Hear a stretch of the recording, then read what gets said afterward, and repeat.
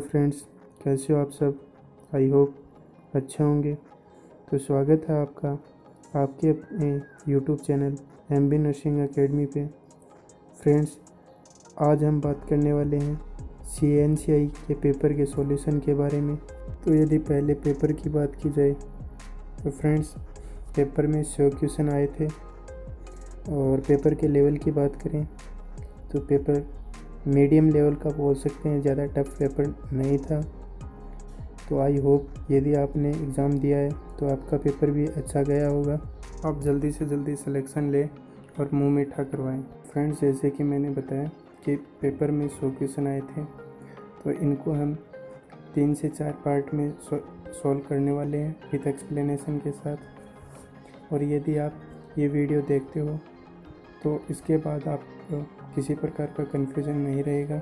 Video start करने से पहले मेरी आपसे रिक्वेस्ट है कि यदि अभी तक आपने आपके अपने YouTube channel MB nursing academy को सब्सक्राइब नहीं किया है तो अभी जाकर उसे सब्सक्राइब कर लें।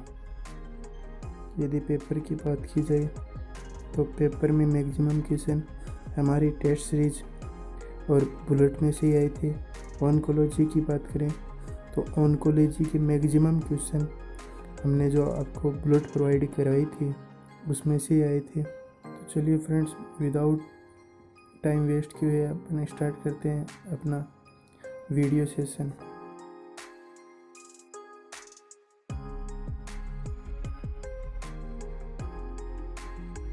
तो आपका फर्स्ट क्वेश्चन है, warning sign of lung cancer include persistent cough, bloody sputum, dyspnea and which of the other following symptom. तो आपको इसमें बताना है कि ये किसके सिम्टम हैं।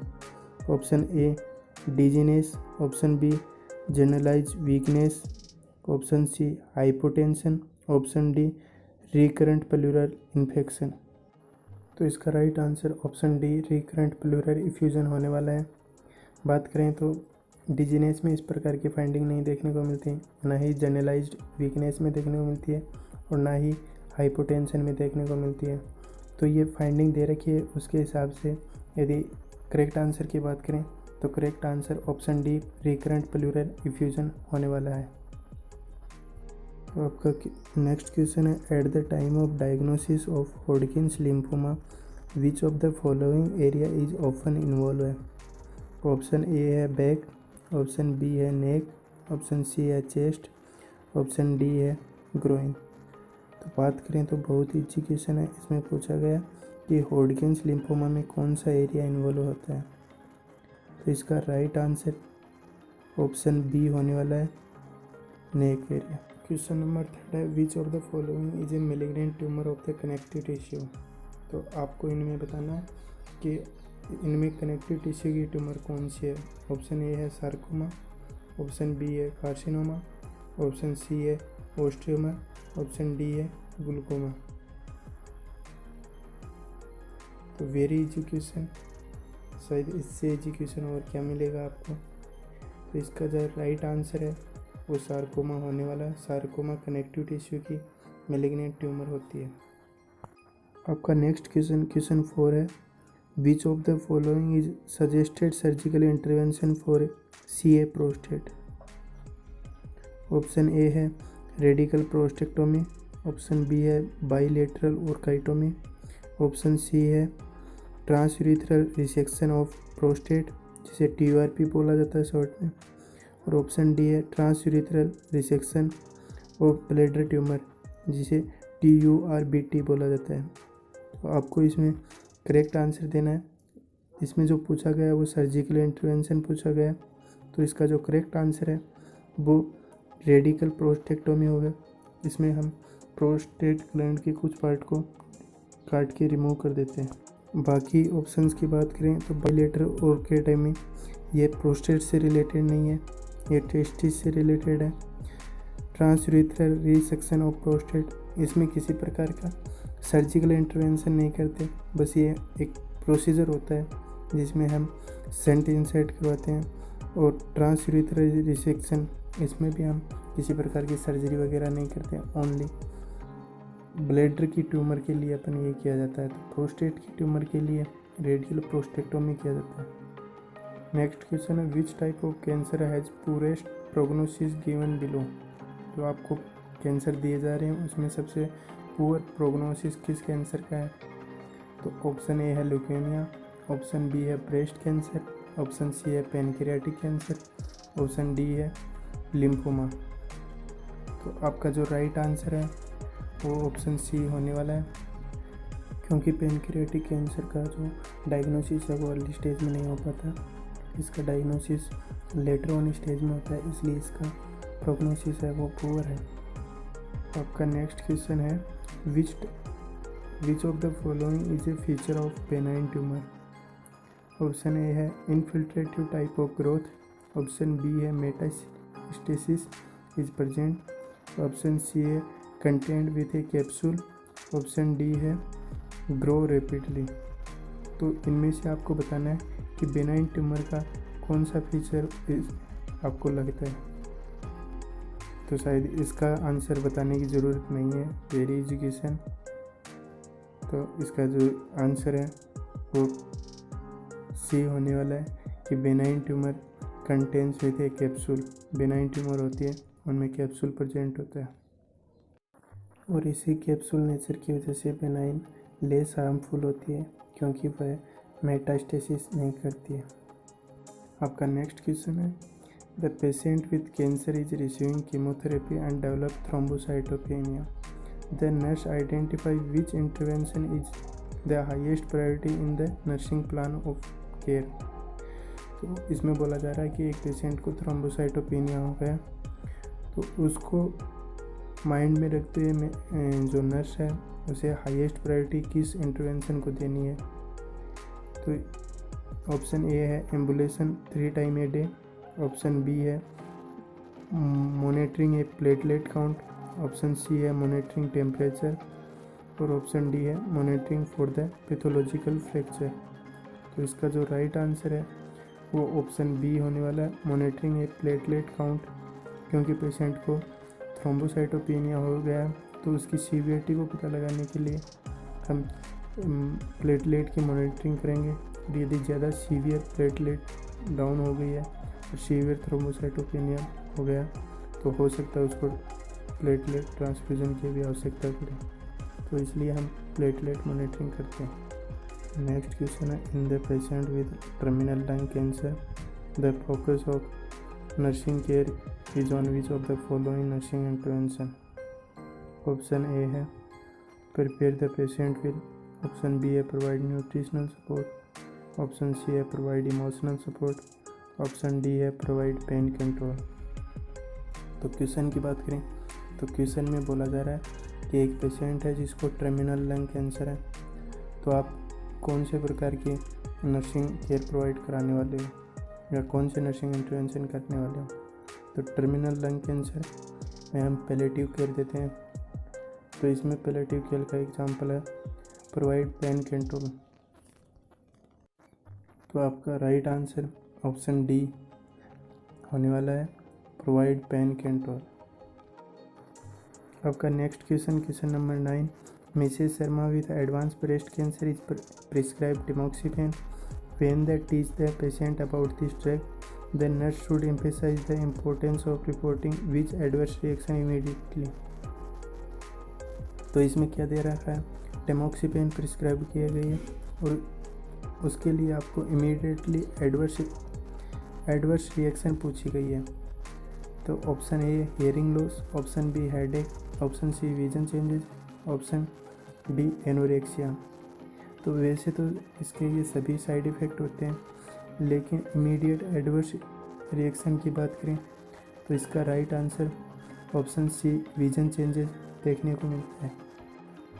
आपका नेक्स्ट क्वेश्चन है Kaposi sarcoma is the type of cancer which is common in the people with. Option A kidney failure, option B liver cirrhosis, option C Kangri cancer, और ऑप्शन डी HIV इन्फेक्शन।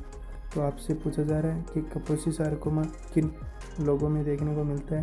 तो इसका जो right answer है वो answer D HIV patient में कापोसी sarcoma देखने को मिलता है, और कापोसी सार्कोमा स्किन का कैंसर होता है।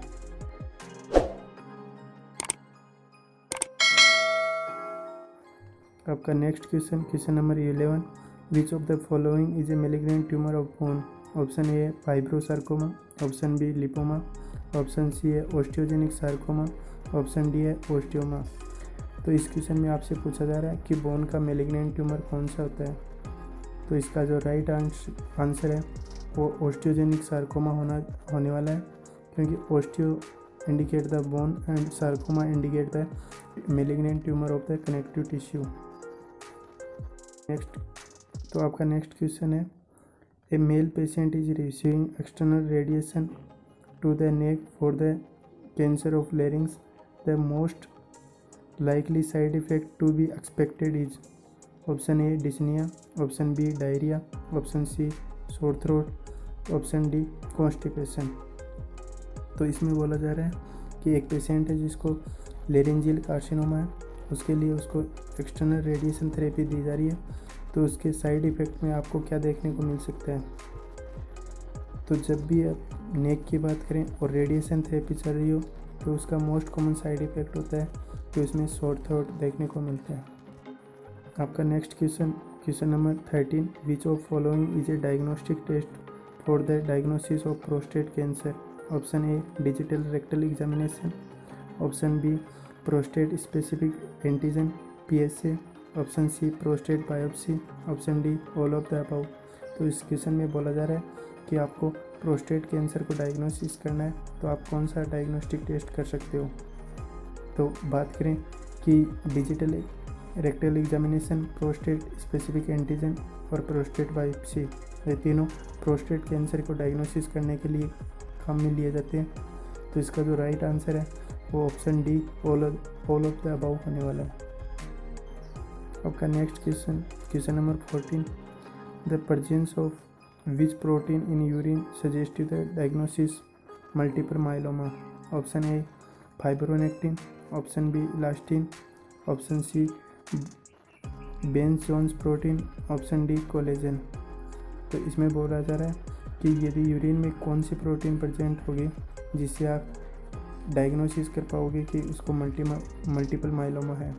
तो इसका जो राइट आंसर है वो बेंस जोन्स प्रोटीन होने वाला है, क्योंकि जब मल्टीपल माइलोमा होता है तो यूरिन में अपन को बेंस जोन्स प्रोटीन देखने को मिलता है। ये एक स्पेसिफिक प्रोटीन होती है जो मल्टीपल माइलोमा की कंडीशन में देखने को मिलती है।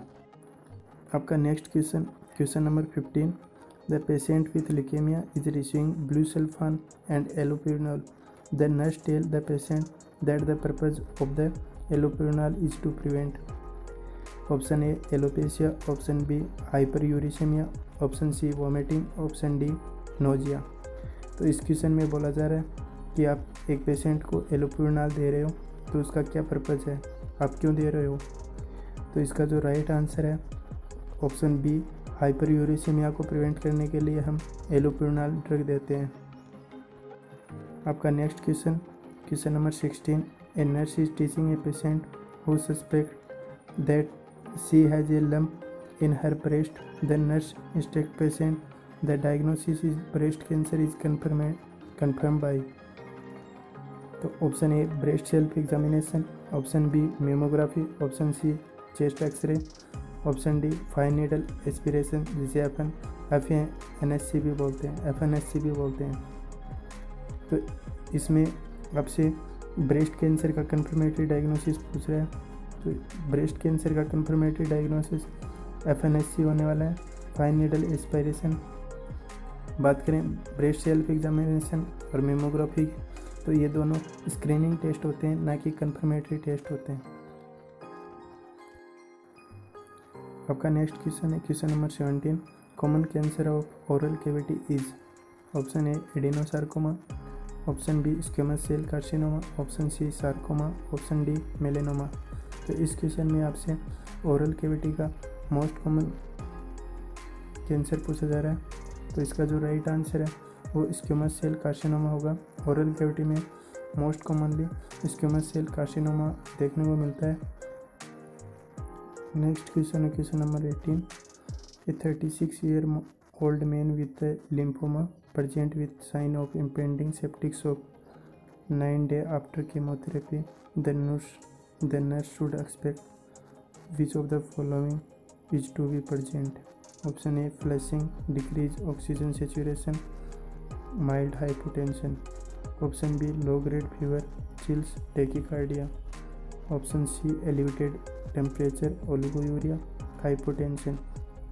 Option D high grade fever, normal blood pressure, increase respiration. तो इसमें आपसे बोला जा रहा है कि एक पेशेंट कीमोथेरेपी ले रहा है, उसको 9 दिन के बाद सेप्टिक शॉक हो गया, तो आपको कौन सी फाइंडिंग देखने को मिलेगी? तो इसका right answer option B low grade fever, chills, tachycardia देखने को मिलता है, क्योंकि जब सेप्टिक शॉक होता है तो आपको लो ग्रेड फीवर देखने को मिल सकता है, साथ में चिल्स, और यदि फीवर हो रही है तो उसको टेकिकार्डिया होगा। तो इसका राइट आंसर ऑप्शन बी होने वाला है। आपका next question number 19, in staging and grading neoplasm TNM system is use. TNM stand for option A time neoplasm mode of growth, option B tumour node metastasis, option C tumour neoplasm mode of growth, option D time node metastasis. तो आपका इसका right answer option number B tumour node metastasis होने वाला है। TNM की यहाँ पे full form पूछ रखी है, तो TNM की full form tumour node metastasis होने वाला है। ऑप्शन ए में इन्होंने टाइम दे दिया, साथ में मोड ऑफ ग्रोथ दे दिया, तो ये गलत है। ऑप्शन सी की बात करें तो इन्होंने मोड ऑफ ग्रोथ दे दिया, तो ये गलत है, और ऑप्शन डी में फिर से उन्होंने टाइम दे दिया, तो ये गलत है। तो इसका right answer option B tumour node metastasis होने वाला है। आपका नेक्स्ट क्वेश्चन है, a patient has undergone external radiation therapy, the expected side effect include the following apart from. तो अपार्ट फ्रॉम की बात करें तो अपार्ट फ्रॉम का मतलब होता है छोड़ करके, जिसे हम एक्सेप्ट बोलते हैं। तो इसमें ऑप्शन ए है hair loss, option B ulceration on oral mucous membrane, option C constipation, option D headache. तो इसमें पूछा जा रहा है कि आप एक्सटर्नल रेडिएशन थेरेपी दे रहे हो, जिसे ब्रेकीथेरेपी भी बोला जा रहा है, तो उसके सभी साइड इफ़ेक्ट देखने को मिल सकते हैं, छोड़ के एक को, जिसे अपार्ट फ्रॉम बोला है। तो इसका राइट आंसर ऑप्शन सी होने वाला है, क्योंकि एक्सटर्नल रेडिएशन थेरेपी में कॉन्स्टिपेशन नहीं देखने को मिलता, जबकि डायरिया देखने को मिलता है। आपका नेक्स्ट क्वेश्चन है question number 21, skin reaction are common in radiation therapy, nursing responsibility on promoting skin integrity should be promoted apart from. Option A avoiding the use of ointment, powder and lotion to the area, option B use soft cotton fibres for the clothing, option C washing the area with mild soap and water, option D avoiding direct sunlight और cold. तो ये apart from का question है, तो इसका right answer C होने वाला है कि हम स्किन की इंटीग्रिटी को मेंटेन करने के लिए हम माइल्ड सोप एंड वाटर से उसे वॉश नहीं करते, इससे स्किन की इंटीग्रिटी मेंटेन नहीं रहेगी। हाँ, ये रेडिएशन थेरेपी में ज़रूर काम में लेते हैं, लेकिन क्वेश्चन में स्किन इंटीग्रिटी से रिलेटेड पूछा गया, तो इसका जो राइट आंसर है ऑप्शन सी होने वाला है। आपका नेक्स्ट क्वेश्चन है question number 22, radiation protection is very important to implement when performing nursing diagnosis, when the nurse is not performing any procedure, what distance should be maintained from the patient. Option A 1 feet, option B 2 feet, option C 2.5 feet, option D 3 feet. तो जब nurse किसी प्रकार का nursing procedure perform नहीं कर रही है, तो उसको मिनिमम 3 फीट की डिस्टेंस तो मेंटेन रखनी है। आपका नेक्स्ट क्वेश्चन है question number 23, patient is taking cyclophosphamide for the treatment of lipoma, the nurse is very while administering medication because this drug cause the fatal side effect of option A alopecia, option B myeloma, option C CNS toxicity, option D hemorrhagic cystitis। तो यहाँ पे cyclophosphamide medicine का purpose पूछा जा रहा है, तो इसका राइट आंसर हेमरेजिक सिस्टाइटिस होगा। आपका नेक्स्ट क्वेश्चन है 24, specific classification of the chemotherapeutic agent vincristine is.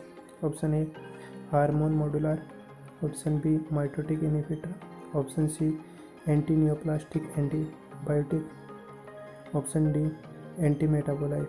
तो इस क्वेश्चन में आपको विनक्रिस्टिन का क्लासिफिकेशन पूछा जा रहा है कि विनक्रिस्टिन कौन सी क्लासिफिकेशन में आती है कीमोथेरेप्यूटिक एजेंट की। तो इसका right answer option number B mitotic inhibitor होगा। विनक्रिस्टिन मेडिकेशन को एम-फेज इनहिबिटर के नाम से भी जाना जाता है, जो कि यह सेल के डिवीजन में एम-फेज को इनहिबिट कर देती है, इसलिए सेल डिवाइड नहीं हो पाती। नेक्स्ट क्वेश्चन है question number 25। A 25-year-old patient is inquiring about the method और way to detect cancer earlier. The nurse list likely identify this method by staying. Option A है annual chest X-ray, option B annual pap smear for sexually active women, option C annual digital rectal examination for the person over the age of 40 year, option D है yearly physical and blood examination. तो इसका जो right answer है वो answer B annual pap smear for the sexual active women होने वाला है। आपका नेक्स्ट क्वेश्चन है question number 26। All are recognised tumour marker except. Option A beta HCG, option B beta 2 microglobulin, option C alpha fetoprotein, option D acid phosphatase. तो इसमें पूछा गया है कि कौन सा इसमें ट्यूमर मार्कर नहीं है। तो इसका right answer option D acid फोस्फेटेज होने वाला है, क्योंकि एसिड फोस्फेटेज किसी प्रकार की ट्यूमर का मार्कर नहीं होता है। बाकी ये तीनों हैं तो डिफरेंट कैंसर में ट्यूमर मार्कर का रोल प्ले करते हैं। आपका नेक्स्ट क्वेश्चन है question number 27। Least enable to screening is. Option A breast, option B cervix, option C oral cavity, option D lung. तो इसमें लीस्ट एनेबल बोल रखा है, इसका मतलब है कि वह कौन सा कैंसर है जिसको हम बहुत कम स्क्रीनिंग कर पाते हैं। तो ब्रेस्ट की कैंसर को हम अर्ली स्क्रीनिंग कर सकते हैं, सर्विक्स में भी स्क्रीनिंग कर सकते हैं, ओरल की भी स्क्रीनिंग कर सकते हैं, लेकिन जो लंग कैंसर है उसकी हम स्क्रीनिंग इजीली नहीं कर पाते, इसलिए इसका राइट आंसर ऑप्शन डी होने वाला है। आपका नेक्स्ट क्वेश्चन है question number 28। In which of the following head and neck cancer is lymph node metastasis least common. Option A tongue, option B buccal mucosa, option C hard palate, option D lower alveolus.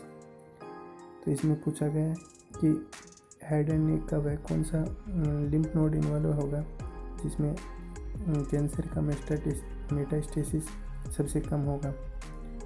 तो इसका जो right answer है वो option C होने वाला। Hard plate का cancer होता है, उसमें मेटास्टेसिस सबसे कम देखने को मिलता है।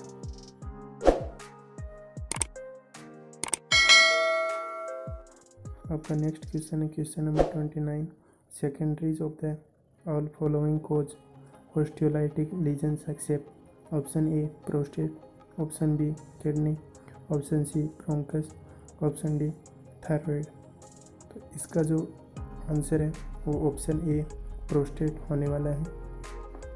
आपका नेक्स्ट क्वेश्चन है question number 30। Treatment of bone metastasis is bye.